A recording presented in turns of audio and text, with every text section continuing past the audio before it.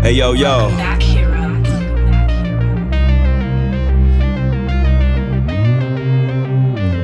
Yo, check it. This my special attack, 100 swords, 100 episodes, and here's to 100 more. Who got next? Place your change on the cabinet. Air Combo University graduates juggle my enemies before tagging in the Masters hero. Pros in action, toe tagging champions getting active. The message will always get near you. Return to the dream team, Spider-Man and Strider hear you. When the mask is on, I can't promise Cyclops to keep his glasses on. The handshake was potent. The inner glow shown as a mega optic blast, trailing behind the Shinku Hadouken. How you gon' dodge both of them? Blast you down to the last atom. Best regards from the proton cannon you couldn't fathom. If you were raised on gaming and put a controller up, I'm old enough to study the meta before I bless you. We understood space in the dash clean. Now we need the Justin Wong poster right next to the pro athletes. Final justice like a primary lotus from out the sky. Stars and stripes reminding you racism is still alive. Bring a plasma sword to a gunfight. Hayato, bring a hurricane kick. Tatsumaki Sentakyu. One time for all my otakus who played the console till their eyes closing. Probably forgot to study for their finals. Welcome to the SwordCast. SwordCast. My wordplay, my sword play when blades clash. Welcome to the SwordCast. SwordCast. My wordplay, my sword play when blades clash. Welcome to the SwordCast. SwordCast. My wordplay, my sword play when blades clash.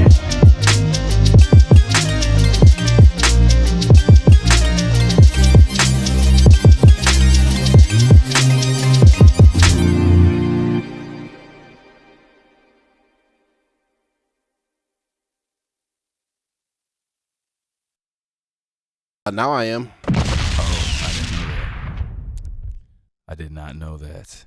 We were just talking about Matilda. Matilda. And how fucking the Trench Bull is a child murderer. The Trench Bull. Attempted child murderer. Oh my God. She threw, I know she throws a kid out the window and then she throws another boy out the window at the end. Yep. And then she swings a girl by her pigtails. And throws her over a fence that had spikes coming out of it. She breaks a glass plate over a fat kid's head. That was eating the cake after he was full. His name was dope. What was that kid's name? It was Frankie, wasn't it? I don't remember. Oh no, it was Bruce Bogtrotter. Brucey. You can do it, Brucey. You can do it, Bruce. Bruce Bogtrotter. That was the best looking chocolate cake ever. That shit looked like it slapped, bro. And then she broke a glass tray over his head. Hold on, wait. How about Bruce was getting ready to quit, and then they hyped him up, turned around, and then Bruce came off the hot tag, bro. Right, and then put his whole face down, and just started licking the plate clean. Bro, that was so much cake. Right. Oh my goodness, it looked best looking cake ever. Matilda. Then we started talking about how the Trench Bull is maybe the greatest female villain athlete of all time. Bro, strong as fuck, Olympic level javelin thrower, shot put, hammer throw. Picked up a fucking car and moved it out of her parking spot. She picked up a car, turned it around completely, and then pushed it back in front of her house. Right. And then she heard a noise and turned a corner on a dime and started sprinting down the hallway like a linebacker. Aaron Donald. Right. Fucking man, bro, Trump's 6'4". She a mean 260. Yeah, but not fat. All muscle. Right. Like E Honda. You remember E Honda had the muscle fat, bro? Yes, bro. That was Trunchbull for sure. Matilda. Imagine a Trunchbull busting through your offensive line blowing up the quarterback. The chokey. Right. Oh man, Matilda is such a good movie. I haven't seen it in forever. I was just telling you we watched it at my house. And it was, man, such a good movie.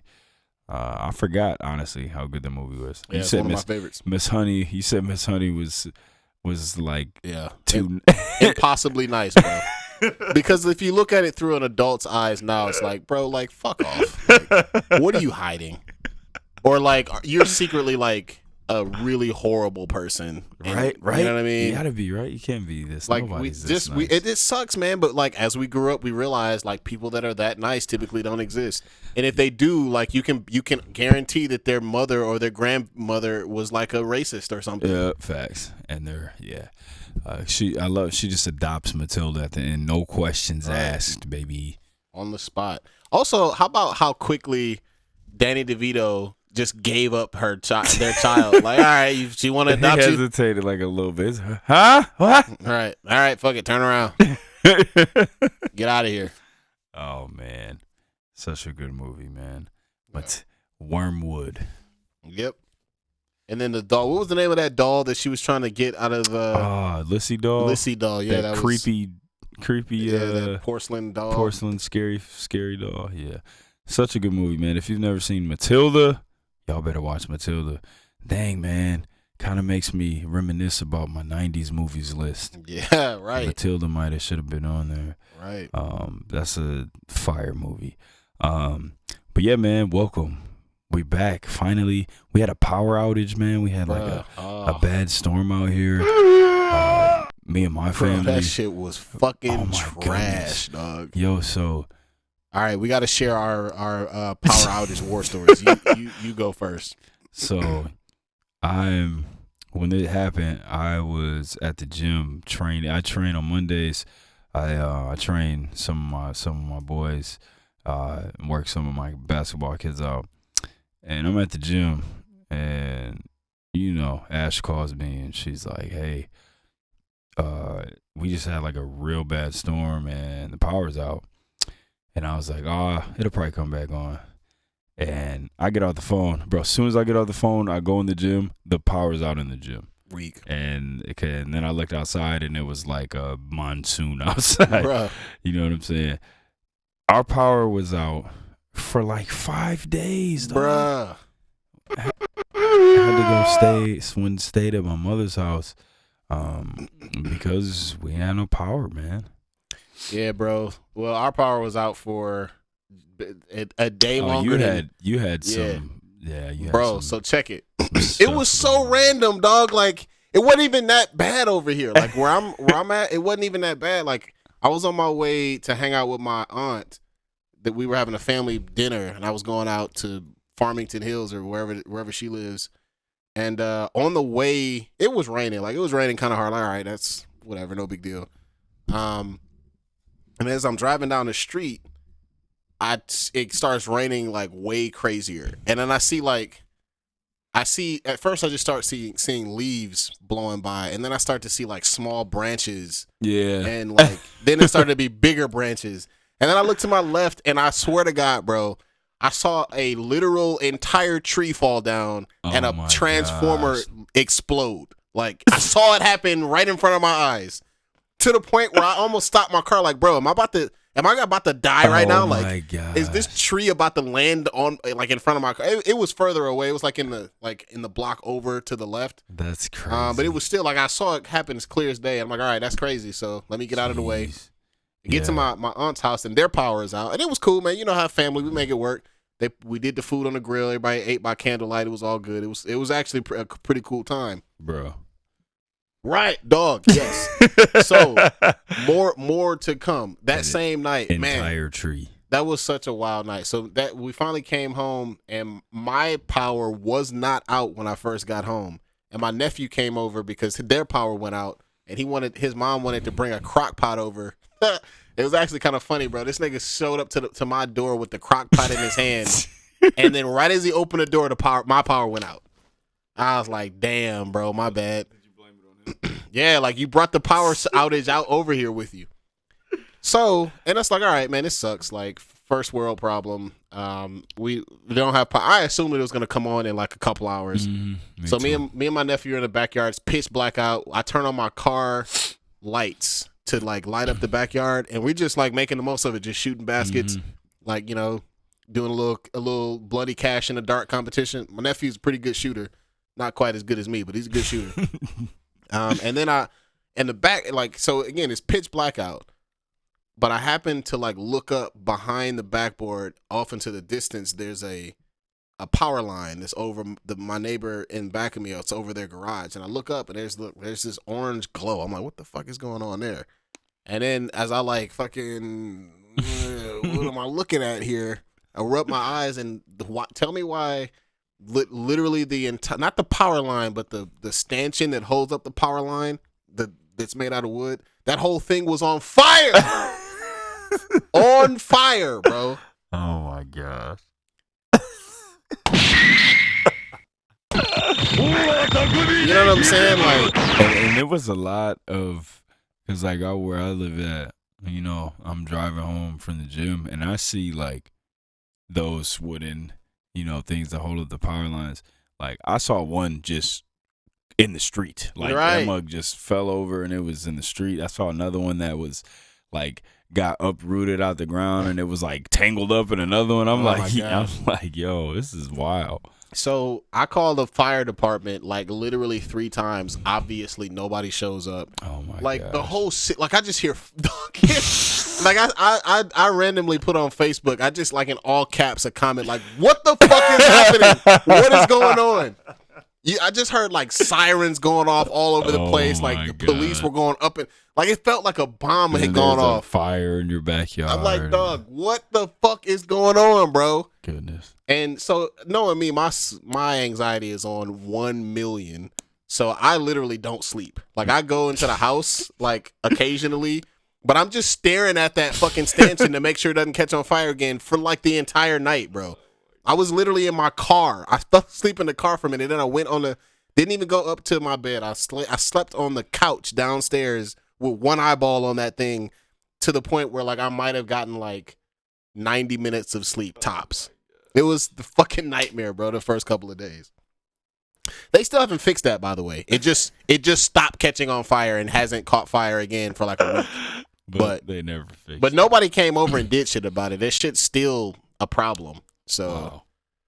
Jesus Christ. There was a blackout, famously a blackout 2003 in the Midwest. Oh man. And give me a story from the blackout. I wasn't there for that blackout. I was out of town. But here's the thing, all of my friends were like, "Yo, that shit was fun as hell." Yeah. Like we had a blast. I'm like, "Bro, this sucks." And this wasn't nearly as bad as that.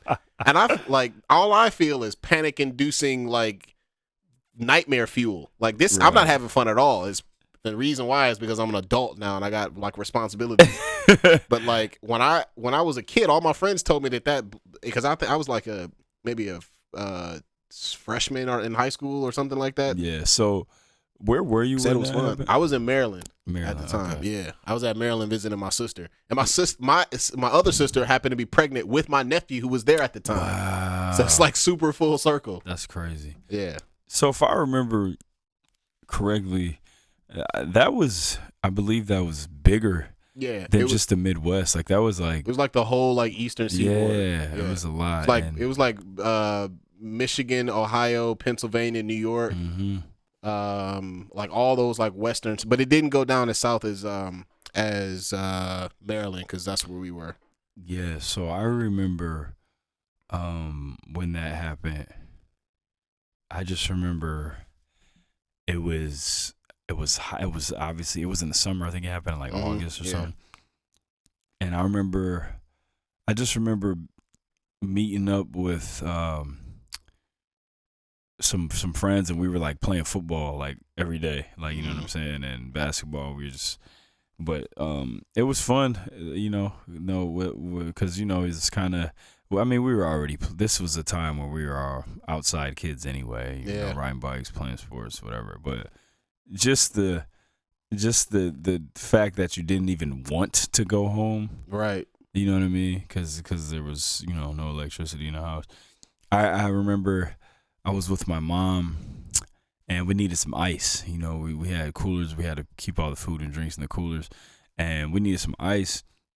And nobody had ice, and we went to this gas station, and they have like the little ice coolers, and there was nobody working at the gas station, obviously, because all the electricity was out. And I'm like, here, let's stop here. I'll just go up there and I'll just get in the thing and I'll just grab some ice. And my mom's like, no, that's stealing. And I'm like, Ma, it's literally people looting. You know what I'm saying? Like people was like looting. So I'm like, it doesn't matter, bro. I broke the thing off and Your took vaccine card. Some of y'all who like to lose shit, Sorry, just take. my bad. I broke the thing off, took some ice, and my mom made me leave money on top of the thing. And I was like, somebody's just gonna steal it, but okay. Right. But yeah, Blackout 2003, man. Good times. Apparently, but this this one wasn't no fun. not dog. fun because we're grown and we got I got kids. Yeah, Children in the dark, bro. No electronics. dog. I'm sure they were just bouncing off the walls. Oh my god. Dog, crazy. But yeah, man. We're back. New episode. I know that we just talked about kind of, what we had been dealing with. What are you into though currently, Bro, my friend? This is the most like how of the SwordCast crew, Noveliss is the one who typically like obsesses to like ridiculous proportions over things. Zatuigi. Or like whatever it is, like that's how I am about Game of Thrones right now, bro. Hey, I am hey, whoa. completely obsessed with that Relax, shit. because I want you to actually talk about it at some point. Holy shit, bro. Oh my god. And it's not even just the new show. Like I've been reading all of the books. I'm rewatching the original show right now. That's crazy. How many seasons is it? 8? Yeah. Ooh. But it's only like 8 to 10 episodes per season though. It's not long. And it's bro, like as just a person who enjoys stories in general, it's good. And when they do, bro, the battle scenes, the sword fighting scenes. I mean, it's not samurais, it's medieval, so it's a different type of sword battle, but it's legit though. It's super legit. And bro, this new show it's been, the first episode was fantastic. Second episode was a little slow. Third episode, well, I'll talk about it. So I just been completely obsessed with Game of Thrones, bro. I've been reading all the books, watching all the shit. I feel like I was already pretty knowledgeable, but now I'm like, and like with having absorbed all of the knowledge and having read all the books, now rewatching the original series, it's like, oh, I motherfucking understand everything now. See the Matrix now. Yeah, because there's just this, bro. The world of Game of Thrones, the world of Ice and Fire. That's what they call that world. A Song of Ice and Fire. Diversity agenda. All right, yeah, fucking Won't be watching. bro. Dog, speak. Okay, I'll talk about My masculinity's under attack. it. This world is like every bit as big as like the entire Star Wars like extended universe. It is humongous, bro. Like there's like 2 whole continents, and each continent has like 12,000 years of history that they like have written about. And I'm like, bro, how the fuck do you like? Anyways, yeah, it's a super immersive world. I'm into it, and that'll be what I'm obsessing about for the next couple of months. I'm gonna have to check it out. I gotta get on the Game of Thrones train, man. 8 seasons though. Goodness, bro, gracious. they're so good, man. It's just high quality storytelling, bro. I might have to. It's so good, dog. Maybe I'll make an attempt. Yeah. I was when the power out activities was like looking through some of my comic books, like organizing them, going through some of my old Ninja Turtle stuff. Man, it's been so long since I like looked at some of the Mirage, the original ones. Bro, Return to New York, that story, it's amazing. But Leonardo versus Shredder, like to this day, that's like, in my opinion, the greatest one-on-one comic book fight like of all time. Wow. Like it still holds up. It's so good. Like this is like Shredder takes his armor off to fight Leo as like a swordsman.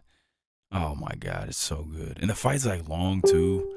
It's so dope, man. And then Leo gets the dub at the end, and then he wraps his body up. It comes out, and he's just like, "It's done."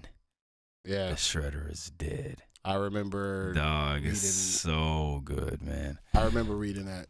Classic. That shit was super, because that's like, I mean, it was so like. that was their first fight, wasn't it? No, that's the second one. The first one is in the first issue, and then they fight him again in that, and Leo fights him in the Return to New York. Return to New York slapped like that. That whole story was amazing. Some real dope fights, man. The gritty, violent, dark, gritty. That's Ninja the best Turtles. man. So good. But yeah, man, let's go. Huge wrestling recap. So as you guys know, if you are in the Discord, so All Out, AEW's biggest pay-per-view was on Sunday. It was in Chicago. I took a shot in the dark, hit up the homie Mega Ran. I said, yo, man, reach out to Kenny for me. And Hey. Well, actually, Kenny, by God, greatest wrestler on planet Earth, Omega. I said, reach out to Kenny for me, man, and see if he can give me some tickets to All Out. And I didn't even expect, for this to happen. But sure enough, Meg hits me back. He said, you're on the list, dog. And I was like, Stranger things have happened, bro. So Sunday, it happened for both of us. Bro. Jungle Boy and Kenny Omega. He's getting us tickets to AEW. Bro, we be trying to tell y'all, like, we be knowing these niggas, bro. Like, I was just talking about Jungle Boy's mom casually, right, as it pertained to a member of my family. And, like, Noveliss flat out is really cool with Mega Ran, who is legitimately, like, really good friends with Kenny Omega. Facts. My son. Listen to this. Just listen to my Sunday. Okay. Because I wasn't even. I found out I was gonna go out there on Saturday. So one day before.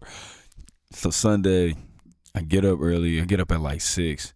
I go train. I've been dealing with the knee injury, so like I'm just now kind of getting back into training jiu-jitsu and stuff for the first time in a minute. So I get up, I go train, do jiu-jitsu with my master at about 7:30. Come back home, take a shower, eat something real quick. Jay I didn't even tell him until the night before, so he was like on edge. Like he was just like excited. And so, we hit the road at about 11:30, man. Detroit to Chicago. This drive. Chicago. I don't know why I said it like that. I think I don't know what I'm doing. But Detroit to Chicago, we hit this drive. It's like five hours. Yep. Because this arena is like kind of deep in Illinois too. So we hit this drive, bro. All the way there. Boom. We get there. Park in the arena parking lot. We go get something to eat. We come back. We take some pictures. I go into the will call. I'm like, hey, can I pick up will call? How much anxiety did you have in this moment? What do you mean? Just because, like, what if somebody tripped and fell and pooped themselves and it didn't actually happen? And I just drove 5 hours. I did not think of that at all. So I definitely would have like threw up on the spot. Because that almost happened to me because I had to give them like my cousin Rashawn's name. Oh wow. I'm sorry. I gave them Rashawn's name first, and I should have gave him my own name. Yeah. Okay. Yeah. So I go and I'm like, hey, can I pick up will call tickets? And he's like, yeah. He's like, did you buy them already? And I'm like, nah. He's like, did someone leave them for you? And I'm like, yeah. And he's like, who left them for you? And I was like, Kenny. And I was like, Omega. And the dude kind of looks at me and he's like, and he just like gives me this look like, and then he's like, and he gets up and goes and looks at the tickets. And he's like, what's your name? I was like, Jared Douglas. He's like, oh. Well, I'll be damned. Well, I'll be a monkey's uncle. Gives me the tickets. I get the tickets. My son's like freaking out. You know what I'm saying?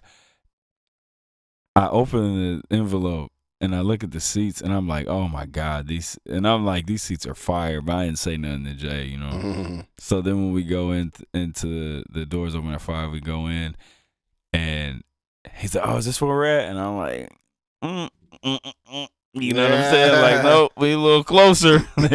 We go to the next section. He's like, oh, these are such good seats. I'm like, yeah. You know what I'm saying? So the seats were fire. We like right down by the entrance ramp. Show started at 6. The pre-show was at 6, and then I'm gonna talk about the actual show in a minute. But so the pre-show started at 6 to 7. The real show started at 7. It got this mug got over at like 11:30. That shit was long, bro. We leave. It takes us forever to get out the park. You know, we hang around for a minute. Then we leave. We get out the parking lot. Man, I hit the drive like a crazy person right after we leave. And bro, I got home at 6 a.m. So I was up for like. Literally like 23 hours. 23 hours, 24 hours. It was pretty nuts. But going back to the show, man, All Out. It was fire. The pre-show, man, Pac versus Kip Sabian was cool. Bro, Eddie Kingston versus Tomohiro Ishii. That match was fire. I love Eddie Kingston, man. Me too, man. Put the title on him, you cowards. Yeah. I like Eddie Kingston, man. That's my guy. That match was dope. That was one of my favorite matches of the night. Then the show, the main show, the ladder match. I hated the finish, but the MJF thing was cool. Yeah. It was some sick spots in that match, man. Like my favorite, when Pentagon came out and he just hits Dante Martin with the destroyer on the ramp. Right. Immediate, sudden destroyer off rip. And me and Jay were just going nuts. I have that was my favorite spot of that match. He had the Andrade hit the power bomb off the ladder onto the other ladder, and then Pentagon did another destroyer on the ladder. That match was insane. Like I said, didn't like the finish, but the match was still good. What else? Oh, we got the cool Samoa Joe reveal. And Samoa Joe came back. The Wardlow. So he was hurt. I didn't know that. Yeah, the Wardlow and FTR match versus Jay Lethal and Motor City Machine Guns, man. Hey, yes, sir. A lot of people don't know about Motor City Machine Guns. Before the Young Bucks were the cool, like high octane tag team, like Motor City Machine Guns, man. They were the guys. Those dudes. Detroit's own. Yep, Detroit, man. Those dudes are really dope. I'm surprised. I was like very surprised to see that they did. I expected them to be one of the original AEW guys. I did too. I think a lot of people were, but I think that what happened was Alex Shelley was like too busy. I don't think he was wrestling at the time, and then so I think that's why they didn't get them. But if I remember correctly, but I'm not entirely sure. And then Chris Sabin, I think, was doing Impact, like solo stuff. So. Yeah. But yeah, shout out to Motor City Machine Guns, man. One of the dopest tag teams ever. Danhausen and Motor City Machine Guns, all from Detroit. Random as hell. Danhausen. It's so funny to me that he's from Detroit, bro. It's hilarious. Yeah, that match was dope. But let's get into some of the meat and potatoes, man, of this show. You already know the trios match, the Elite versus the Dark Order and Adam Page. Yo, here's something dope, man. We were sitting right by John Silver's parents. Oh, that's awesome. And so we were sitting right by his parents. We're sitting by a lot of AEW parents in that area over there.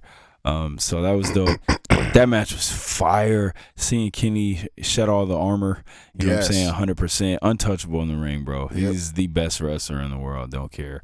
That match was so good. That was my favorite match of the night.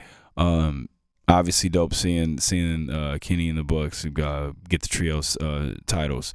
That was fire. The tag team match, bruh. Swerve and Keith Lee versus the Acclaimed. The Acclaimed is dope, bro. Let me tell you something, man. I think that AEW blew it, man. Yeah, they should have put the title on. I was there. The crowd was insane for the Acclaimed in that match. I think that even if it wasn't the plan, I think you gotta call an audible, man, and you gotta switch up the, you know what I'm saying? You gotta switch it up and put the titles on them, because I don't think there will ever be a better time to crown them tag team champions. They might have missed the, you know what I mean? They might have missed the moment to do that. The crowd was, and you know, the crowd, it was dope because the crowd went from, yeah, we'll have fun with you guys and we'll do your little scissor thing, you know, and then but then the crowd went from that to like, oh no, we want y'all to win. We like those guys. Yeah, you know what I'm saying? So that match was so good. That was one of my favorite matches. The House of Black, versus Miro, Darby, and Sting. That match was dope. Sad, man. I don't know if they showed it on the broadcast, but at the end of the match, going back on the ramp, House of Black, and they were all hugging Malachi Black. They were crying, like, so. Yeah. I think he's gonna either take some time off, or I've heard that he has a really bad back injury and he's kind of got some mental things going on. So he's been wanting to step away for a minute. Yeah. So I think that's what this is. Unfortunately, he's one of my favorites. I love him. So, what else? Man. Okay. So there were three matches that I was bothered by. I did not like how Jade Cargill smashed Athena. I think Athena's the best. First of all, she got the greatest finisher of all time. Of all time. I didn't like that. Didn't like how they squashed her. Did not like how Hobbs squashed Ricky Starks either. Yeah. That bothered me. I think Ricky Starks is a star. And I didn't like the Jungle Boy getting squashed by Christian after the Luchasaurus turn again. Double turn. My son was devastated. I showed you that picture of him. He loves Jungle Boy, so when that happened, he was so mad. He was mad about that. But then, you know, the women's title match, that match was good. I wanted Sheeta to win. The crowd loves Jamie Hayter. She's pretty over too, man. They were really pulling for her.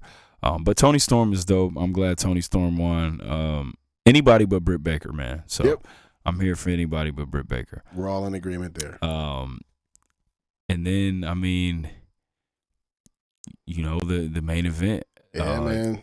I have been to tons of wrestling shows, man. Tons. I've been to some big ones. I went to Wrestle Kingdom. Right. I was at Wrestle Kingdom 12, man. Like, I don't think I've ever seen a crowd this off the chain before. Like, really? This crowd was insane. And like, they peaked in the Elite versus Dark Order match, rightfully so. They peaked in the tag team title match. They really wanted the Acclaim to win. Like, they peaked in that match too. But the Jon Moxley versus CM Punk, man, like, the crowd was just off the chain, bro. Like, it was unbelievable how hyped this crowd was for this match. And you know, it was all I just kept looking at Jay. I just kept looking at my son, and I was just smiling. I'm like, dog, he is like really experiencing. That's a core memory. Yeah, I'm like, yo, he's really experiencing like a huge moment in pro wrestling, like at this sold out show. You know what I'm saying? With this huge title match. Yeah, I was like, it's fire, man. You know, and he loves Jon Moxley. That's his guy. So that was dope, man. The match itself was good. CM Punk, you know, gets the win in Chicago. You know what? Before I finish talking about that, I forgot about the Danielson Jericho match. The Danielson Jericho match was good. Obviously, I can't stand Chris Jericho. Wanted Danielson to win. I'm so proud of myself because I did not sing that stupid Chris Jericho theme song, and everybody else did. But yeah, that match was cool. Wanted Danielson to win. But, you know, whatever. It was kind of random. They had some dude singing when Danielson came out, and everybody's kind of like, who's that guy? What? I don't know. But that match was fire. Shout out to American Dragon. And then Hook, I forgot Hook squashed my man's from from Jericho Appreciation Society. And Sports then Entertainment. Sports Entertainment. I actually think they're hilarious. They are so funny. They're so funny. Was it Angela Parker and my man's is like Cool Hand Luke. Cool Hand from like Luke, a right. 1930s movie or whenever that came out. Entertainment. Sports Entertainment. Yeah, that dude's hilarious. He's a professional gum chewer. Dog. What the fuck? Jaws got a 6-pack. Right. But yeah, man. But yeah, back to the main event. It was dope. Of course, it was bloody. Come on now. Immediately. You know there was blood. But yeah, the crowd was insane. It was pretty split, man. Like they were in Chicago, but there was a lot of Moxley fans in there. And then of course CM Punk gets the win, wins the titles. But unfortunately, man, like I mean, after that, you know, he wins, goes, speaks. Then obviously we get the vignette on the screen. MJF is revealed as the Joker. That was fire. The pop for MJF, man. The fans love MJF. So that was dope. He came back. But I mean, again, just the whack part is all this amazing stuff got overshadowed by what happened after the show. Yeah. Which, you know, because that was when I asked you how the show was. That was the first thing you said, and I hadn't even heard about it yet. Yeah. So obviously, you know, they do their little press conferences afterwards, the media scrum or whatever they call it, and CM Punk kind of, you know, went off the chain and he started kind of shooting on, talking about Cole Cabana and Adam Page and Kenny and the Young Bucks. And was there what even prompted that though? Was there even Nothing. a question that was asked? I don't think so. I actually, I don't know, honestly. I saw a video of his, but I didn't see like from the reporter. All I saw was him kind of going off and talking about it. So I'm actually not sure if there was a question that prompted the response or not. But I can tell you this. I know there wasn't a question that prompted him to kind of go off on all those different individuals. You know what I'm saying? And he just, you know, he said some. He was talking greasy, as we say. He was talking crazy. And you know, and then afterwards, you know, after what he did, there was a altercation that happened. And like there was, I mean, word is that there was a fight that broke out between the Young Bucks, Kenny, CM Punk, and CM Punk's friend, the trainer, Ace Steel. Did he ever wrestle? It sounded like a wrestling name. He probably did, but the fact that we don't know is enough said. All we need to know.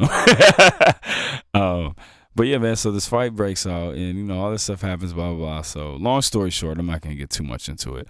Long story short, there is like speculation that this is not a work. Like this is legit. Oh, it's definitely not a work. Yeah, this is real. So there's just, you know, speculation on what's gonna happen. There's a lot of people that think CM Punk should get fired. There's a lot of people that, you know, want the Young Bucks and Kenny to be gone. And I'm gonna just say this. I'm not gonna take no sides because I don't know exactly what happened. Obviously, y'all know how much I love Kenny and the Bucks. I think CM Punk is a kind of can be selfish, and I think he was completely out of line by, you know, saying all the stuff he said. But I'll just say this. When it comes to stuff like this in wrestling, people are going to side with who they like more, and that is it. There's nothing more, nothing less. You know what I'm saying? Nobody's gonna really sit here and dissect the, you know, what caused what's going on. It's all about who people like, and that's who they're gonna side with, flat out. Now, Tony Khan needs to actually be a leader, and he has to, because as much as I can't stand Vince McMahon, this would never happen under his watch. You know what I'm saying? Oh, it would never happen. There's no way I would let my toys, my monkeys get out of control. Yeah, monkeys. But yeah, man, like he gotta do better. And I think this situation, however he handles this, because I mean, Now, do I think Kenny and the Bucks need to be, executive like presidents and have this big leadership role? No. I think if you're gonna wrestle, you can't do that because this is the kind of stuff that's gonna happen. You're gonna get people that are, gonna constantly want to point to that as an issue in the locker room. So I don't think they need to have those titles. But I also will say this as well: if CM Punk goes, AEW will be just fine. Yep. If Kenny Omega and the Young Bucks go, AEW loses its whole identity. The company will probably still go on, but it definitely loses its identity. Facts. So take with that what you will. Also, CM Punk can't lace Kenny Omega's boots. All right. Not even close. All right. Also, shout out to John Moxley, man. Just professional. You know what I'm saying? Just, hey, John, we know that you weren't our first choice, but CM Punk's hurt, so you're going to be interim champion. All right, bet. Hey, CM Punk's back. You guys are going to have a match. You're going to look weak because he's going to hurt himself, and you're going to take advantage of him and squash him, but you're going to win. All right, bet. Hey, John, you guys are going to main event All Out, and you're going to drop the title to Punk, and he's going to pin you clean in Chicago. All right, bet. Easy peasy, no complaints, true professional. Shout out to John Moxley. Consummate pro. Yeah, man, shout out to John Moxley. But yeah, man, All Out, it was fire. Favorite match, one of my favorite matches of the year. Maybe might even be on top because I was there. The Elite versus Dark Order and Adam Page, man. Yes, match was sir. Fire. Let's go. But yeah, man, other wrestling happened. Clash at the Castle WWE was good. The return of Triple H, man. Let's go. Roman Reigns beat Drew McIntyre in the main event. Hopefully, man, they got to stop making Drew carry that He-Man sword around. Yeah, right. That Highlander sword. Come on. That fucking give me sight beyond sight ass sword. Sword of Omens! Give me sight beyond sight! That nigga was so heroic. Thunder! Thundercats! Oh! Thundercats are loose. Dog, that show was... Hey, dog. Thunder. You That know show was what? fire. Hold on, wait a minute. I'm mad at y'all. And when I say y'all, I mean corny-ass idiot fans like us that shat on that 2011 Thundercats that show was fire. That show was awesome, bro. The newer Thundercats is right up there with the newer Ninja Turtles, bro. Like that show was good. It had like sweet ass like animation. It was that show. even I haven't watched the new sort of cartoony looking one. I'm sure that's probably better than y'all think it is too. But that one that came out in 2011 was fucking awesome, bro. Yeah, man. So good. It's like a serious, like well animated show. Like what more do you want? Like I don't understand, dog. Come on. Twas good. Anyways. Seth Rollins beats Matt Riddle. Hey, you know what? I saw a stat that Seth has not won a pay-per-view match in forever, which is kind of crazy to me, but he won here. I mean, after Drew didn't beat Roman, it's kind of looking like who is going to be the guy. Obviously, we thought it was going to be Drew. Well, I was thinking it was going to be what's our boy who we hate? Brock. Not Brock. Fucking from Hey guys. Cody Rhodes. We thought it was gonna be Cody. Yeah, Cody's off the injury. He might come back and do it though when he comes back. Yeah. I just know that it can't happen anywhere but WrestleMania. Oh, of course. That's where it's gotta happen. Yeah. So we'll see, man. The NXT had the Worlds Collide. That was dope. Brian Breaker, man, beats Tyler Bate. That match was fire. I'm kind of tired of Mandy Rose winning though. Like, what are we doing? She's still the champ. She was. I didn't even know she was a champ. She's been an NXT champ forever. Oh, okay. Yeah. But yeah, man. Just quick wrestling recap. All Out, fire. Probably my favorite show this year. Is that the Thundercats theme? Yeah. Play it. This is the new one. 2011 Come on, bro.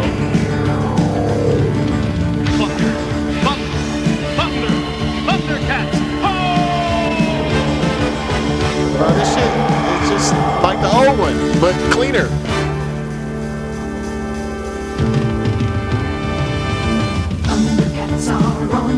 Oh no, that's the old song. Yeah, I'm about to say. But they're still giving homage to even the way that the animation. No, this show was fire, Bro, wait a bro. minute, bro. This is literally the shot for shot remake of the original intro. It is. This is fire, bro. Hey man, I don't want to hear it. You guys are fucking losers, bro. hey man. Like, come on, this shit Hey, was also sweet as fun hell. fact, I got a cousin named Chitara. My uncle and auntie named her after Chitara from Thundercats. That's fire. I love it. Let's go. Look at all the comments. Even the comments are saying, "Why on earth was this canceled?" Because people cried about it. Everything. This series That's what was they do. literally incredible. Bro, and it's in the same way people hate Rise of Teenage Mutant Ninja Turtles, bro. It's not for y'all. Go away. Right, bro. Okay. Anyways, sorry. What were we saying? But yeah, man, I want to talk about real quick. So you were talking about House of the Dragon. There's a show. I now finally have a swords and magic show for myself. The show I've been waiting on to come out, man, is the Lord of the Rings of Power show. Let's go. 2 episodes came out. And I watched the first one and most of the second one, but I fucking passed us. Dog, I fell asleep so hard. I was like sitting straight up, head straight down, mouth open. Oh, geez, passed out. Man. I like the first episode though. But yeah, man, I watched it. The first 2 episodes. Love it, love it, man. I love it. I'm a big Lord of the Rings fan. I don't really talk about it on here that much, but I'm a big Lord of the Rings fan. I've seen all the movies. I only read one of the books. I read the first book when I was in school. But yeah, man, I love it. I think the show's dope. Incels are on deck already, of course, obviously. But which is weird because wasn't Galadriel already like the GOAT in the original movie? Well, so in the movie she was like the elf queen, so she doesn't really fight. She's like in this she's like young and she's like kind of out here being a warrior. You know what I'm saying? But like she was already like crazy powerful. So like she was very powerful. Why is it a stretch to believe that she would have also been powerful? Because when she was she's young? the main character. Oh, sorry. You already know. My bad. Come on, man. Right. But yeah, man, like you said, like we are seeing a couple characters from the original movies, and they're just really young. You know what I'm saying here? Mm-hmm. So I really like this show, man. I'm excited. I cannot wait for the next episode. The first 2 episodes are really good, and you know, to be honest, like also just seeing some black characters, man. Like, bro, come on. When I was a kid, that's the reason why I never liked the original Lord of the Rings. Well, facts, understandable, right? Like when I was a kid and you read the books, and you're not seeing, you know what I mean, the characters. You're a black kid, so of course you're imagining some of these characters being black in your head, you know, and then you go watch the movie and. Not only are the characters that you really like not black, but nobody's black. Bro, like how is there just 0 black people in this time? You know what I'm saying? Like there's none. No black elves, no black wizards, no black men, no black dwarves. Nothing. 0 black people in the entire franchise. You know what I'm saying? Crazy. So, you know, seeing this, right, and then we get And now we have like Arendir he looks fantastic. He's the elf. He's black. He looks great. There's some black hobbits. There's black dwarves. Like they have black characters now, and just you know that matters. Like that matters, bro. That matters a lot. 'Cause you know that's just something that we have to deal with growing up is. Watching something and there's just nobody that looks like you. Yep. Without explanation. You know what I'm saying? And then of course there's gonna be people mad about it, right? Nope. Won't be watching diversity agenda. Dog. They sound like cornballs. And like what, you'd be more willing to believe that there are fucking like fire gods and goddamn. Yeah, as long as they're white. That's more believable than there being a single black person. Yep. Oh, You got it. Right. What you mean that's not believable? What are we talking about here? There's Right. wizards and dragons, homie. right. This is all make believe. You know what I'm saying? Jeez. But yeah, man, how are you? So did House of the Dragon send you down the book rabbit hole of Game of Thrones, or were you already on that path before you started?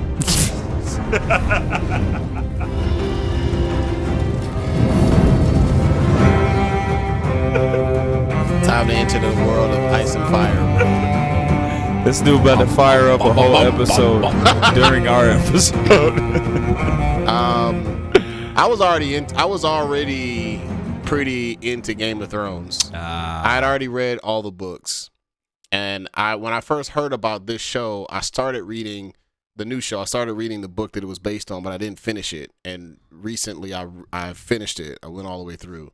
I think I did finish it, but I kind of I didn't really pay it any attention, so I went back and reread it because now I understood the context.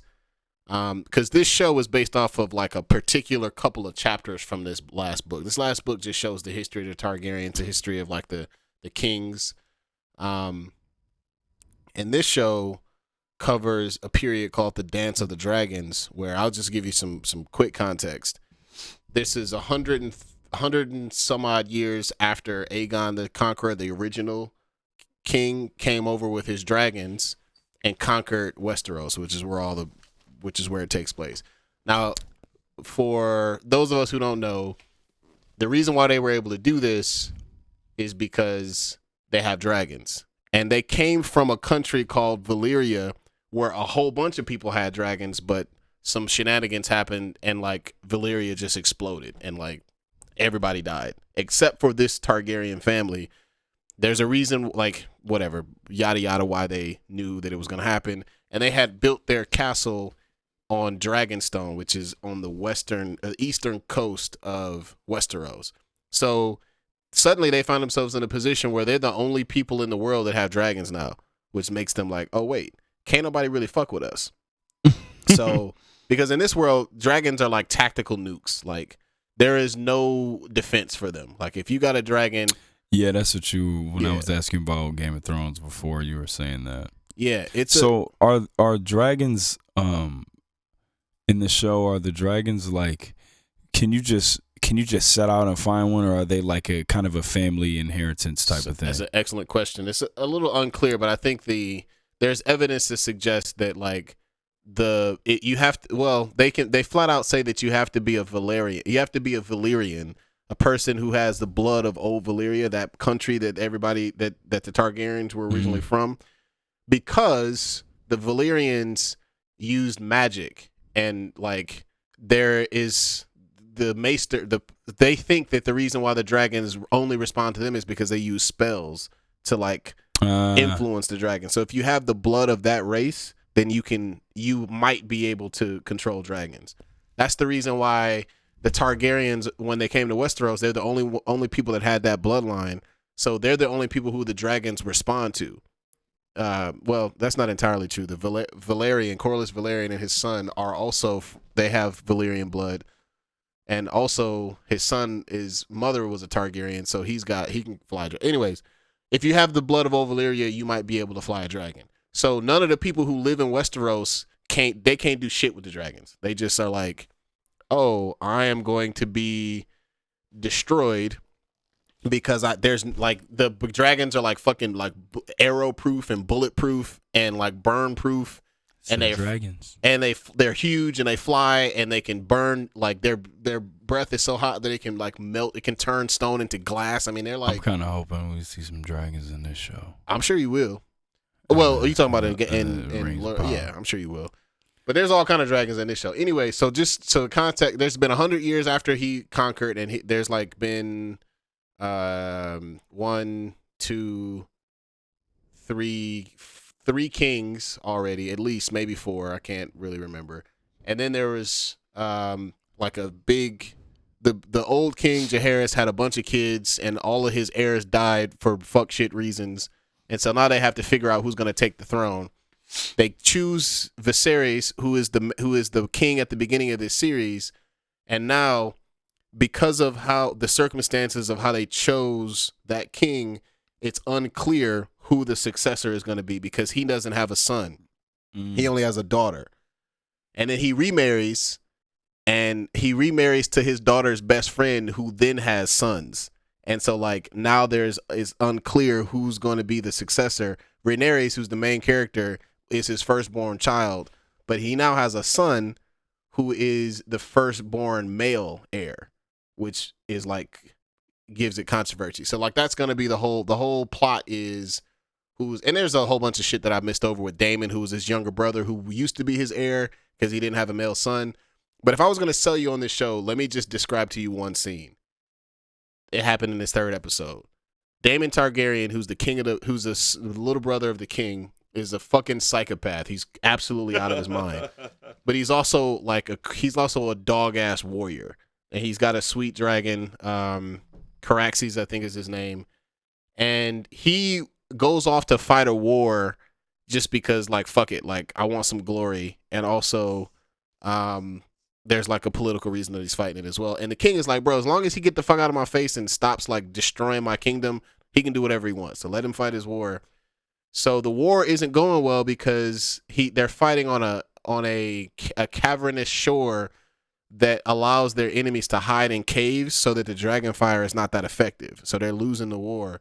The king is like, all right, fuck it. Let me send this dude some reinforcements so they can win. But Damien doesn't want that. He wants the glory.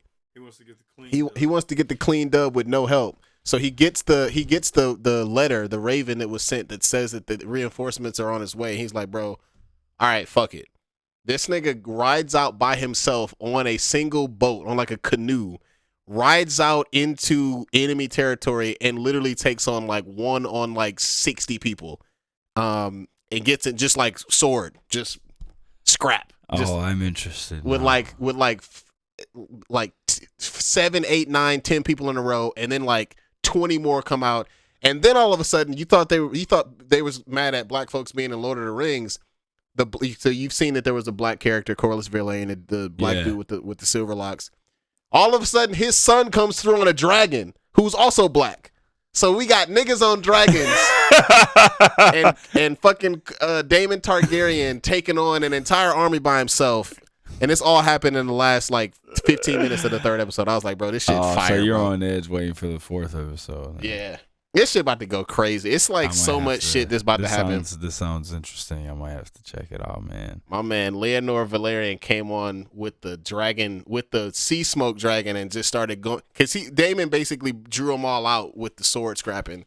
And then they came through with the dragon and ended up slicing down the main villain, the leader of the army, and secured his glory on his own because that nigga Daemon Targaryen is the fucking GOAT. Even though he is absolutely insane, but he's still the GOAT. Said he's a crazy person. Yeah, no, he's a psychopath. Boom. Sounds dope, man. I'm going to have to check it out. Hey, man, let's go. Last time we did an episode, which seems like forever ago because we had the storm and all these other things going on. We did the SwordCast definitive top 10 rap albums, hip hop albums. And you know what? Y'all did a good job. I was not mad at the list, man. Yeah. Like, there was no Sonic 3. There was no Indiana Jones. Okay, number 10 was Eminem, Marshall Mathers LP. Number 9 was Midnight Marauders, Tribe Called Quest. Number 8 was Aquemini by Outkast. Number 7 was the Black Star album, Most Def Talib Kweli. Number 6 was Fantastic Volume 2, Slum Village. Number 5, Illmatic by Nas. Number 4, To Pimp a Butterfly by Kendrick, the album that I have came all the way around on. Good record. Fire. Number 3 was Lupe Food and Liquor. Number 2 was 36 Chambers, Wu-Tang. And number 1, y'all had a Doom album as number 1. I love y'all. Mad Villainy, number 1. But all right, man, let's go. It's time for y'all to get our own personal top 10 favorite hip-hop albums. Let's go, man. Boom. Shout out to the Discord, man. A lot of y'all said y'all. Shout out to the homie Rails, man. Y'all were saying you guys like it when we kind of nerd out over hip hop stuff. So, let's do it again. Let's go. Boom. All right, bro. I got a really interesting. Really interesting. Coming number 10, C Murder. No. I got an interesting honorable mention. So we all know. What the hell's the matter with you? He's just like, I'm looking for my water, dog. I think I just maybe didn't bring it in there. Yeah, I just heard. I wasn't looking in your direction. I just heard like, the couch going like, crazy. bro, what the hell's the matter, bro? You all right? What's the matter with you? So yeah, we all know Fat John.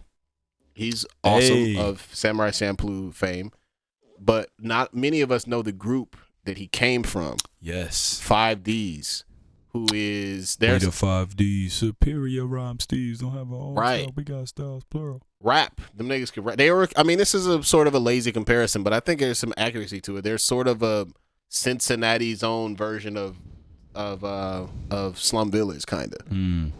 And this is one of my favorite songs ever. It's like I'm gonna have to find this on vinyl. Anybody got this album on vinyl? 5D's Communicator. Holler at your boy. Let your boy know. Cause this beat is so fucking dope. This is one of my favorite. This is my favorite Fat John beat easily. It's a shitty quality though. I need to, cause I think it was only released on vinyl. Came out in like 2001 or 2 or something like that.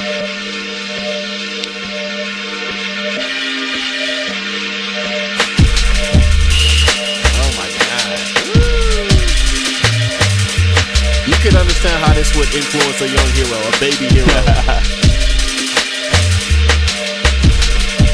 I thought this was the song, but maybe not. Niggas who just rap. They was sweet. They could rap.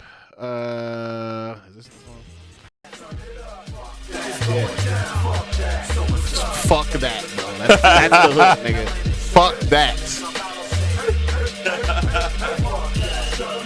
Yeah, so shout out to 5Ds. And this is not one of their most famous albums, but I really like that song, Communicator. I don't know if that's the name of the album or the name of the song, but I just wanted to give 5Ds and Fat John some love. So that's the honorable mention. Number 10. They told me not to do it. Noveliss explicitly told me not to do it, but oh boy, I had to put in a Clear Soul Forces album. You jerk. Sorry, bro. Detroit Revolution at number 10. You jerk. It's a good record, bro. And you could tell the story. I don't know if you've told the story on the pod or not, but I'll leave that to be your story to tell. There's you guys' relationship with Getting On Better and all of that. Oh yeah, man. And there's some I understand like why y'all feel the way y'all feel about it, but it's hard to argue that wasn't like, oh, these niggas is like different. Like they not just Detroit ass rappers. Like these niggas is like actual kind of, the guys that are gonna be up next ass niggas sort of. Yeah. Thanks, man. Yeah. So. That's it's like that album it's very important to me because it did kind of launch us into the position that we got in and everything, but it also is like kind of like it's like a gift and a curse, man. Yeah, it's tough, man. It's tough. So either way, shout out to. And it's actually funny, the song, the joint that it got beat out on, because I had a different number 10. It was Philadelphia Freeway by Freeway. Even though what we know is wrong. That's like Kanye at his best in my that era. Yeah. Anyways. We still also do the dog on my crack a morning and a song on that. I'll fuck with Freeway, bro. That's my nigga. Too, man. Let's go. So yeah, it got bumped early. Out. Right. It got bumped out. So Detroit Revolution at number 10. Number 9, Philadelphia Half-Life. Hey! The Roots. You know what I'm saying? Soul Aquarians, yes. Black Thought going crazy. Love. You got Questlove. Like that was sort of everybody's introduction to like, oh, like Questlove is like an amazing musician and also like an amazing DJ and also like an amazing producer. Mm-hmm. And you kind of got Black Thought is like maybe the best rapper ever, kind of. Yo, you know what I'm saying? To this day, yeah. my favorite Black Thought verse of all time is on No Alibi on Illadelph Half-Life. Man, yeah, that verse is nuts. Super duper duper good rapper. No Alibi. Man, a lot of people. I'm gonna talk about that album too. Spoiler alert. Yeah. But man, like, you know, up until literally kind of recently, bro, like that's the only Roots album that is like some hardcore like rap. You know what I'm saying? Like this is, you know what I mean? Like this is. It's what they did was the Roots sampled themselves. You know what I'm saying? Like they sampled themselves for the beats on the album, and it's so good, man. So I'm going into a little bit of a theme here. Number 8, bro. I almost want to switch these two, bro. Actually, I think I'm. Do it. No, I'm gonna keep it. Switch them. I'm gonna keep it, bro. Do it. Okay, here's what I'm gonna do. I'm gonna keep the order the same, but I'm gonna say them in the opposite order. Okay. So I'm on number 8, but I'm gonna give y'all number 7 first. Number 7 is Little Brother, The Minstrel Show. Okay. Bro, Elzai's verse on Hiding Place. Mm-hmm. Electric. And bro, like I discovered So you like Minstrel Show better than The Listening? I do because there was just because I think The Listening Shout out to Little Brother, man. Yeah. Oh man. I had a chance to meet Fonte once or twice through my homie Pierce. His relationship with them wasn't super solid. I mean, he just didn't know him all that well, so it didn't really go anywhere. But I met Knife a few times. Been up in. I got some Bright Lady stories, Studio stories. Yeah, that's what's up. So the reason why I like the Minstrel Show a little bit better is because I heard it first, and it was like my introduction to Little Brother, and also to Fonte, and being like, oh, one of the best rappers ever, man. This is Drake, except better at both and things. Can sing, dog. You know, because this is kind of like I discovered it around the same time, even though this album came out, I think, before. And Fonte, Drake. Hilarious. Yep. Tickle, new tickle. Tickle, one knife, one that maybe, man. Fonte, man. Good, super good rapper. So I discovered, my name is Percy. Even Percy though Miracles, man. Drake came out and like was on the scene at a later date, I discovered them around the same time. Well, you know, Drake when Drake was like doing like around comeback season, Drake, like he was bro, Drake was cold back then. Yeah, he bro. was, and like he used flat to, out, and he was a Little Brother fan. Like he used to talk about Fonte and Knife all the time. And that might have been how I discovered Little Brothers through listening to some mixtape early Drake, like super early Drake. Drake was dope, man. Comeback season was fire, man. Say what you want to say about Drake.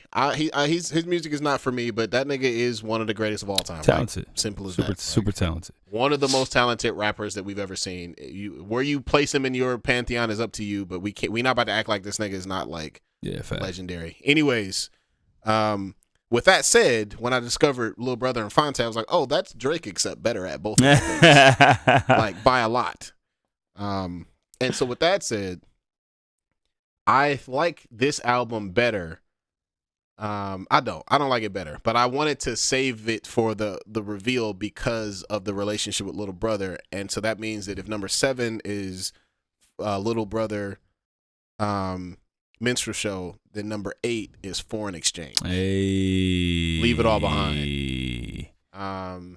That's Nicolay, right? Bro, this fucking beat right here, this whole song. Oh, come on. YouTube with the ads. Yeah, man. Remember this shit? I can't sleep at night, 'cause they won't see me running from the daylight to where she keeps me. And when the sun rises, she watches over me. Woo! This shit cold, bro. And I found found this at the exact right time, nigga. The whole album is fire. I was like 20 years old, college student that like was super into like avant-garde. Like don't let me listen to no regular music, bro. Only give me avant-garde, nigga, backpack, underground only. Only. I was probably insufferable at the time. So yeah, shout out to Foreign Exchange. Also, I feel like I have had some sort of interaction with Nicolay too that I can't remember. So it must not have been much, but somehow that seems to stand out. All right, moving through this list a little quicker now because it's going to get easier. Number 6, we're gonna go with The Score. Oh, The Fugees. hey, yo, Hey, bro. come on, man. That is, yo, y'all want to talk about the rap group that would have been the just unanimous greatest rap group of all time had they just given us one more go around. one more album. This album is 0 skips. Yep. Incredible. Yo, Come on, man. hip hop. Check it. So funny. MC I told this. I don't. Did I say this on the pod or did I say this off loud? I think you offline? said it off the pod when you talking about what he said. Bro, I used to think that nigga said, another MC loses life tonight. I banged out you brains to Jesus Christ. I swear to God, I thought that's what he said, bro. Another MC loses life tonight, Lord. I banged out your brains to Jesus Christ. I swear to God, it sounded like that. Anyways, shout out to The Score. No skips. Lauryn Hill. Oh my gosh, bro, her verse on the Fuji La remix. Yes. Goodness gracious, Every bro. single song, just like. Oh my God, bro. Fake bullets can't scar me. I can smell the weak out like Safari. Play you out like Atari. Sacrifice you Harvey Kari. And I'm sorry. Top 5 greatest MCs of all time when she wants to be, bro. I'm telling you. Yeah. Yep. And I know I did this last time we talked about it, but to Pimp a Butterfly, number 5. Hey. Man, that knowledge beat on fucking Mama. Oh, Yeah, bro. that shit crazy, bro. And And then on How Much a Dollar Cost Too, that beat is also incredible. That album is so good. Yeah. To Pimp a Butterfly. I just, you know what? It's not important. No, go ahead. What happened? Nah, I'll say it off the air. All right. Sounds like a hot take coming. It's not really a hot take because I think the album is, it's okay. I will say it because I'm an MC, so I'll go ahead and say it. I think To Pimp a Butterfly is amazing. By the way, it's fire. But I just think that I think rap fans pick and choose to when they want to like glorify the creativeness of something, because obviously, you know, the album it's a album about hip hop, you know what I'm saying? Yeah. But you know, obviously, like, it's a girl, you know what I'm saying? I just when that album came out, the way that people acted like they had to listen to it 20 times before they put that together. Yeah. You know what I mean? And Yeah. it's just like, Well, people are stupid. As it turns out. come to find out the whole time, Right. people have been dumb. You know what I'm saying? But It nah, didn't man. take me that. That's the reason why I liked it immediately. It was like, oh, you're doing the stuff that I like Yeah, right you know away. What I'm saying? No, it's fire. My That man. was fire. All right, bro. Now we're gonna get into some hero specific shit, boy. bro. And there was a specification where this couldn't be instrumental shit because they would just only be instrumental shit. Yeah, facts. So, Metaphorical music would be number 1 for me. bro, nigga, Flying Lotus, K Tronada, like some more Dilla shit. Anyways, so a lot of y'all might not know this, but another super influential group, Bone Thugs and Harmony. Hey, Bone Thugs and Harmony, East 99. 99. Bro. I love that record What? so much, bro. Yo, come on, man. My auntie Theo got me that for Christmas when I was just a young whippersnapper. Bro, my favorite Bone Thug song is Mo Murda, Bruh. specifically. And my favorite verse is fucking. Okay, so when I think about this song, it reminds me of almost like Game of Death, where like every member of Bone is like a boss as you're going up like an elevator. So you remember Streets of Rage 2, the last board where the whole board is you going up on the elevator. It reminds me of that, and that like once you get to the top of the elevator, it's Busy Bone's verse. And Hit till the drill the star, with a dime burning down. He's 99, following the ground, and on the sending it back to underground. Way down the ride, I don't know none of the words, but I know all of the flow. Nah, this album is fire, man. That's crazy. Fuck that nigga. Dog, I fucking love that song, bro. Shout out to Bone Thugs and Harmony. Shout out to East 1999. That is a deep cut, sir. Yeah, bro. That is a deep cut. And then, of course, bro, look, man, I was surprised that this wasn't on. I'm sure it got some votes, but I was surprised that this wasn't on the list, bro. Common, Like Water for Chocolate. Hey, yeah, man. There was not a lot of. I think I love Like Water for Chocolate and B too. Yeah, like B is fire. Yep. Like Water for Chocolate, bro. That's actually how I got introduced to Jay Dilla, believe it or not. Hey, play at your own risk. I like you know, know, hey, hey, some grown shit. The Thelonious super microphonist. You know this black shit by the own it. Hey, you feeling it though? Say it. Come on, man. It's third eye poke. Because okay, so here's the story. Super interesting. I was listening because both of these. Actually, not true. I was listening to Like Water for Chocolate first because I stole that from my sister. And Thelonious is on both. It's on Fantastic Volume 2. Yes, it's on both. And I'm like, bro, this is the best song on here. Yes. And who are literally any of these niggas? Like, who are literally any of these niggas? I haven't heard of none of these guys. They sound like they from Detroit though, kind of. That is hilarious. And I had to go back to like find who the guest stars were on that verse through Like Water for Chocolate to then discover Slum Village, but I still didn't know who Jay Dilla was. Like I just knew who Slum Village was as like a group. And then one of them niggas was also the producer who was going by JD at the time. I'm like, yo, who like what?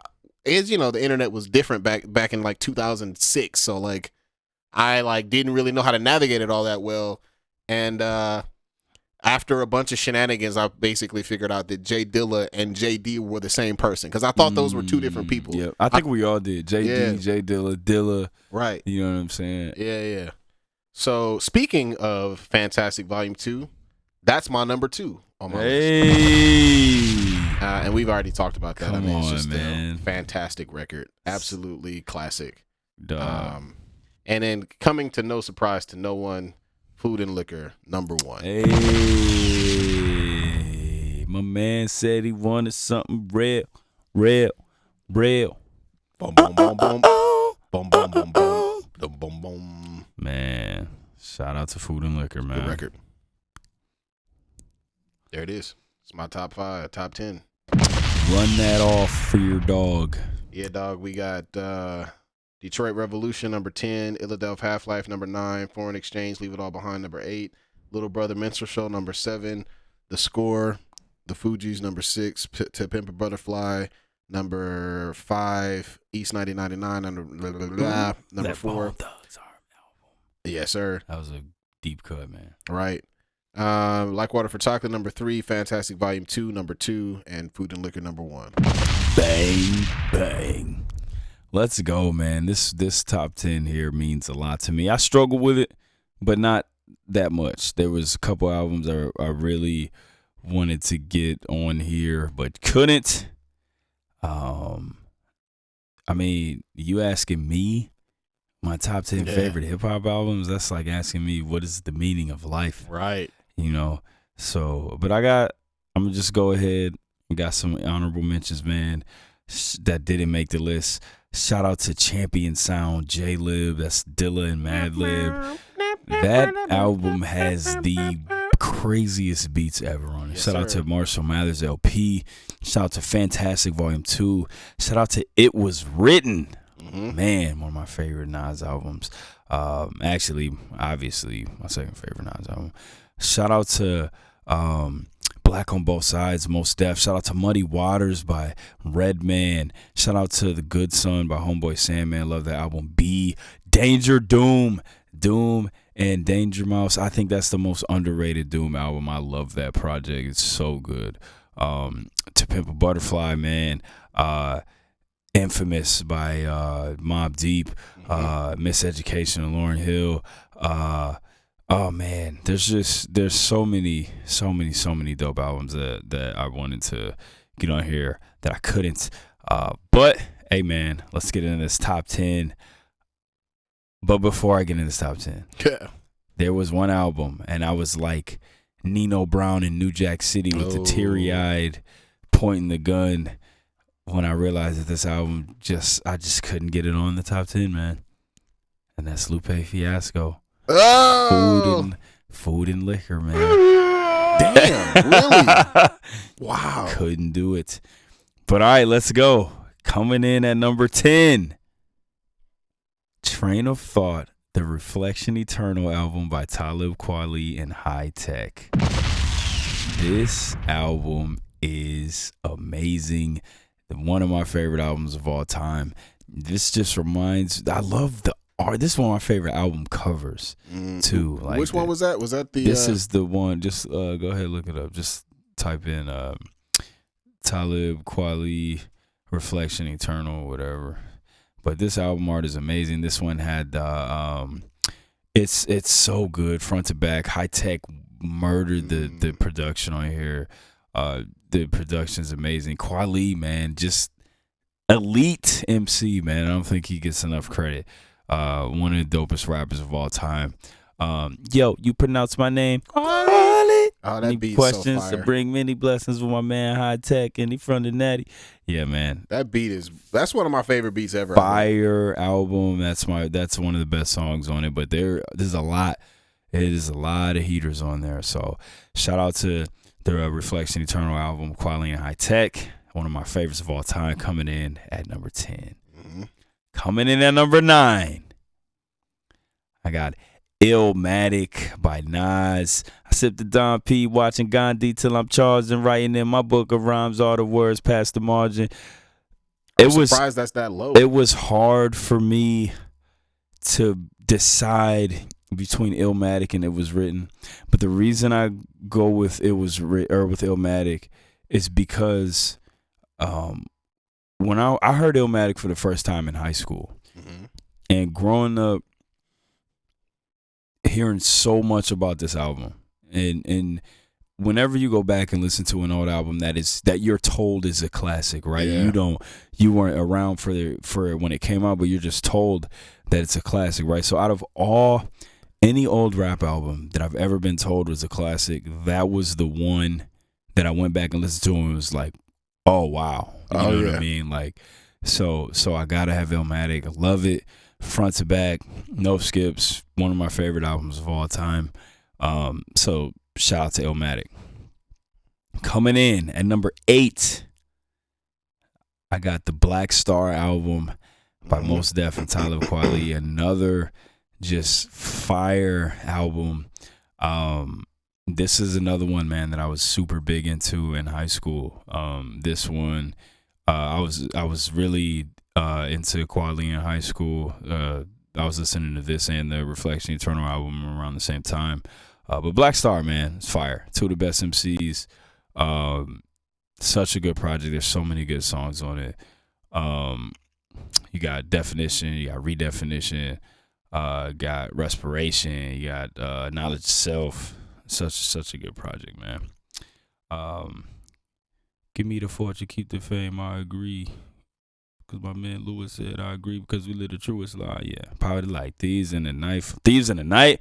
Powder like thieves in the night from life. Illusions of Oasis making you look twice. Fire! This album's dope. Coming in at number 7. My guy. We got the Slim Shady LP. Let's go, dog. This is my favorite Eminem project Wait a minute. rapping ridiculously on here. You motherfuckers stop doing that shit. Stop doing this thing where we suddenly think that Eminem was trash at rapping. Oh, like, no, was sir. he crazy? Yes. Was Absolutely. he? Has his music? Some of his music not aged well? Obviously, yes. Bro. But we not about to pretend like this nigga was not on, an man. amazing rapper. I don't know why this world keeps turning. Like, come on. Round and round. Bro, that song is crazy, bro. Like, yeah, like, sure, he rapped a bunch of words. They never should have booted me out of reform school. The form fool, taking the shit in the warm pool till they threw me out the Ramada Inn. They said it wasn't me, I got a twin. Oh my God, it's you, not again. It all started when my mother took my bike away because I murdered my guinea pig and stuck it in the microwave. After that, it was back to the 40 ounces, slapping teachers and jacking off in front of my counselors. Class clown freshman, dressed like Lev Nesbitt for the next lesson. I passed the test guessing. When all the other kids said Eminem is a diss head, he'll never pass. The only class he'll ever pass is phys ed. Maybe true till I told this bitch in gym class that she was too fat to slim lap. She needed slim fast. Who you? Crazy. Who me? Yeah, bitch, you so big. You walked in the big tannies and stepped on Jenny Craig. Nah, come on, dog. Like, it was funny. We were Ridiculous. kids. And battle rappers do the same shit right now. They just be making fun of each other. That's all Dog. Eminem was doing. Ridiculous, man. Hi, kids. Do you like violence? Want to Right. see me stick 9-inch nails to reach one of my eyelids? Amazing. Bro, come on. My favorite color is red, like Kurt Cobain's. What is it? My favorite color is red, like Kurt Cobain's. Or favorite color is red, like the bloodshed for Kurt Cobain's head when he shot himself dead. Women all grabbing on my shish kebab. Pawn Lauryn Hill's tape so her kids can starve. You thought I was ill, now I'm even more so. So I got blown AIDS in a sore throat. I'm in the fourth row with an orange robe, signing autographs before a show. I just remembered that I'm absent-minded. Wait, I lost my mind. I can't find it. I'm freestyling every verse that I spit because I don't even remember the words to my shit. No, there are actual rappers who do that. Love Foul it. does that sometimes. Slim Shady LP, man. My goodness, what a classic. I love that album so much. Coming in at number 6, man.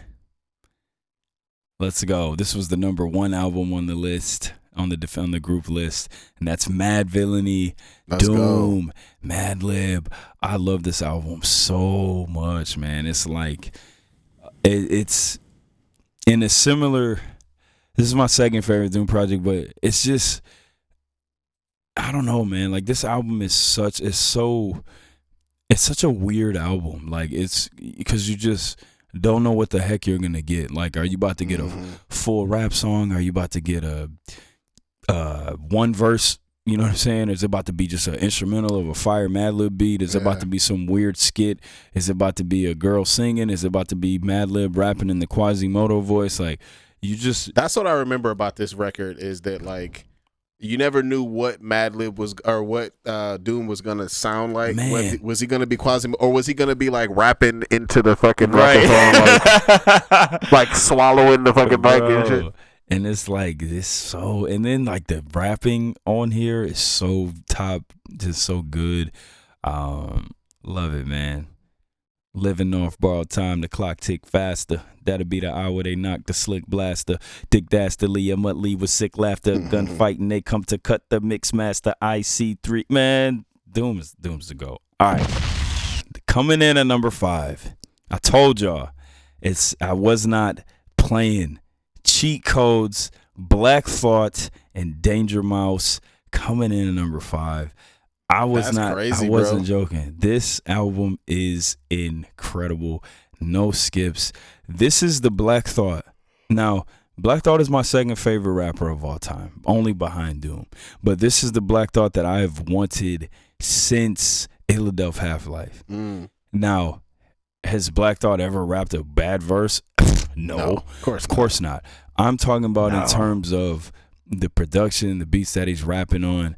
This is the Black Thought that I've wanted for so long, and we finally got it. This album is so good, man. No skips, amazing features. The production is amazing. Like, I'm telling y'all, if you have not heard this album, I cannot stress enough. It's so good, man. Like I cannot remember the last time I heard a rap album, and felt like and genuinely felt like, oh, like I'm trying to get to that level, like, because I feel very good about myself lyrically, you know, my rapping ability. This is the first album I've heard in so many years where I was like, I got to get to that. That's where I got to get to. Because, and I haven't felt like that in a long time, man. So, shout out to Cheat Codes. I'm telling y'all, I really love this album. It's fire. Coming in number 5. Coming in. That ain't a flesh wound. They about to lay your headstone down. Coming in at number 4. The Fugees. Let's go. The Score.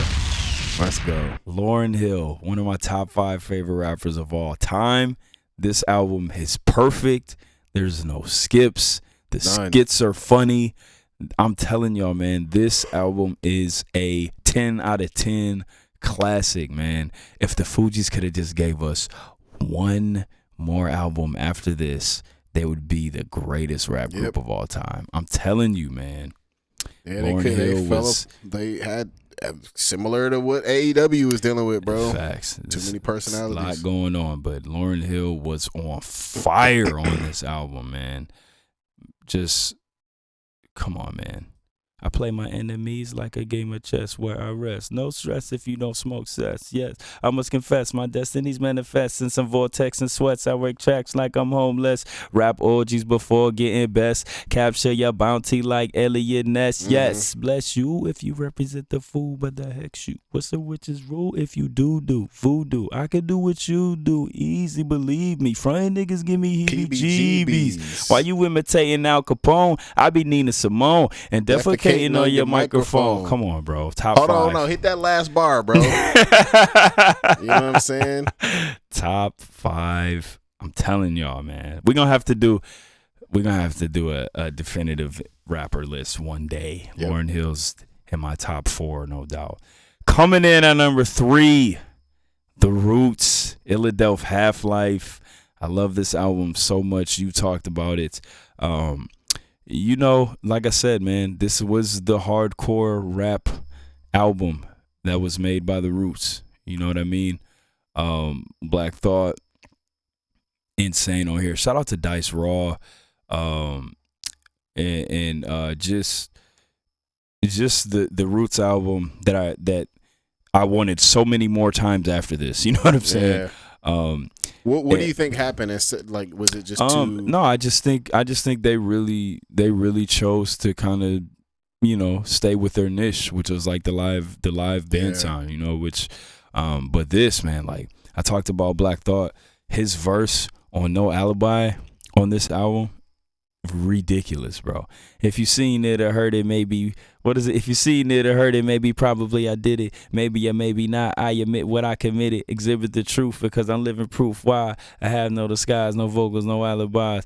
Dig it, look into the window, tell me what you see. Lieutenant University of Philosophy when you're not possibly escaping what I'm meditating. Shackle of thought, tackle you while I'm educating. Your dome resonating from inhalation of darkness as I spark the smart shit from which you're waiting. Situating me at the top of the pile. Wow, for Delaware, Val, Pennsylvania, subterranean styles. The bubble to my crevice of taste of medicine. King like Evelyn, leave your level of sabotage. Saw camouflage like the devil and guns of coke. Peddling Olympic flashback to the war veteran flashback. The pro grammar bringing lashes cross your back on some accuracy of a brainwashed Bosnian troop that swooped down through your roof with foul sound on a lyrical nat turn of mission, reacting off of intuition, continuously alert, no intermission. If your ears hurt, you shouldn't listen. That mean you artificial in my style of poison your brain tissue, getting maimed and crippled once the gamma rays hit you. My grain's habitual and I should never go against the ritual I've been mastering ever since I was among the flavor youth remain sharper than the saber tooth. Come on, bro. Ridiculous. And I messed it up. That ain't even just nuts. But that's it, man. Number 3, Illadelph Half-Life. Coming in at number 2, Below the Heavens, Blue, and Exile. Let's go. Oh my goodness, this album. That's like every like really good rapper like knows about that record. Bro, this album is so good, man. And like, so what I like about Food and Liquor and the I guess the way that Food and Liquor spoke to me when I heard it when I was in high school, Below the Heavens did the same thing, but I was older, and it was just in an even bigger way. You know what I'm saying? Yeah. I heard Below the Heavens when I was rapping. So this album is a lot about, it's about life. It's about trying to be a rapper, but not really getting paid, and like, you know what I'm saying? And like just the troubles of like having this thing that it demands. was relatable to you. Yes, it was so relatable, and like this, it's like the trouble of having this thing that demands so much of your time that you're really good at, but like, should you be spending all this time on it? You know, and just like the whole concept of like, you don't want to call it like, you know, it's earth. Life is hard and it sucks, and people call it hell on earth, but instead of, you don't want to call it hell, so he just calls it being below the heavens. You know what I'm saying? Mm-hmm. Oh my God. And Blue, like, I tell y'all, this dude is one of my favorite rappers of all time. Like, this project is so good. No skips. Exile kills all the production. Just so good, man. I was just a dreamer of rocking shows like I was going gold. You should have seen this. We was full of youth, not yet abused by time. It's like I saw the whole world through my rhymes. It's kind of crazy, right? Man, that album is so good, bro. Below the Heavens, number 2. But number 1, you guys already know. Food by MF Doom. This album dropped on my birthday, November 16th. Look, man, this is my favorite rap album of all time, flat out. The same way I feel about Mad Villainy. This album is the same way in the way that it's constructed, but this one came first. I think the rapping on here is like absurdly incredible, and it's like, and this is just Doom, right? So it's even weirder than Mad Villainy. It's like, you know what I'm saying? Like, same thing. Like, you don't know if you're about to get a full rap song, if you're about to get a skit, if you're about to get a beat, if you're about to get a weird skit playing over a beat, if you're about to, you know what I'm saying? It's just so weird in the way that it's put together, but I love it, man, and the way that it all flows together so well. It's almost like you got to listen to the whole thing, you know, in succession. And it's like, this dude really made an album like about food. Bro, and how long do you think it took him to make these records? Like, he was so prolific. It felt like it was like easy. Yeah, and that's like, and that's what it sounds like. It just sounds like he's like has these ideas, and I totally wouldn't be surprised if he was somebody who just went and like executed these things in like a week. You know what I'm saying? Like, my favorite song on here, man, is Con Carne. It's just Doom, man. This is Doom, in my opinion, just the top tier. Everything perfect on this album. Darker than the East River, larger than the Empire State, where the beast who guards the barbed wire gate is on the job, not my fate. Tired of the wait till a villain bring deliverance from the dire states, fire at a higher rate. Come on, man. Tell him buy a plate, isolate the wireless. A bizarre phenomenon. Is your armor on? Take your cash karma or break your fast Ramadan transaction drama. Oh, come on, Barney. Clack, clack, pardon me. Whack rap Con Carne. Came to feed the children like Sally Struthers. After that, he's going back to Cali. Where the love is. I think that's Doss's favorite song, too. Dog, fire, man. He's a really big Doom guy. Come on, man. That's my favorite album of all time. There we go, man. That is my top 10 favorite hip-hop albums of all time. Number 10, Reflection Eternal. Train of Thought. Number 9, Illmatic by Nas. Number 8, Black Star. Number 7, Eminem, Some Shady LP. Number 6, Doom and Madlib, Mad Villainy. Number 5, Already, Cheat Codes, Black Thought, Danger Mouse. Number 4, The Score by the Fugees. Number 3, Philadelphia Half-Life by the Roots. Number 2, Blue and Exile, Below the Heavens. And number 1, you already know, Food by MF Doom. Boom! Hey, man, when I was taking my daughter to gymnastics earlier, we were talking about Disney movies because that's all we watch. We might have to do a Disney movie list one day. Oh shit! I know you don't have no kids, but nah, I gotta. You got some. Yeah. All right, we might have to do a definitive Disney movie list if everybody's in. But yeah, man, thank y'all for listening. Finally got another episode out. We'll catch y'all next week. Boom. Kenny Omega 10 times better than CM Punk.